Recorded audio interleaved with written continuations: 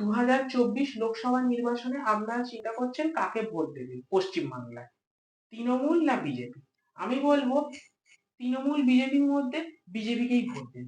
তৃণমূলে দেবে না, কারণ তৃণমূল আমলে পশ্চিমবঙ্গের যত সরকারি চাকরি হয়েছে সবই টাকার বিনিময়, এবং যারা সরকারি চাকরি পেয়েছে তারা জানে কোথায় টাকা দিলে সরকারি চাকরি পাওয়া যায়, এবং সরকারি চাকরি যত প্রমোটার তোলাবাজ ফ্যামিলির ছেলেপুলেরা সরকারি চাকরি পেয়েছে।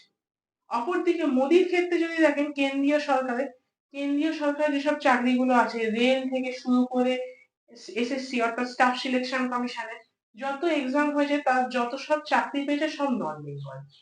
তার মানে নন বেঙ্গলি লোককে এরা সুবিধা করিয়ে দেয়, এবং যেসব কাট অফ গুলো ওঠে সেসব কাট অফ গুলো দেখলে মনে হয় এগুলো ইললজিক্যাল ছাড়া কিছুই না। এরা স্ক্যামটাকে এমন ভাবে সংগঠিত করেছে, এদের স্ক্যামকে ধরা অত্যন্ত কঠিন। তাও আমি বিজেপিকে ভোট দেবো। তার কারণ কি জানেন?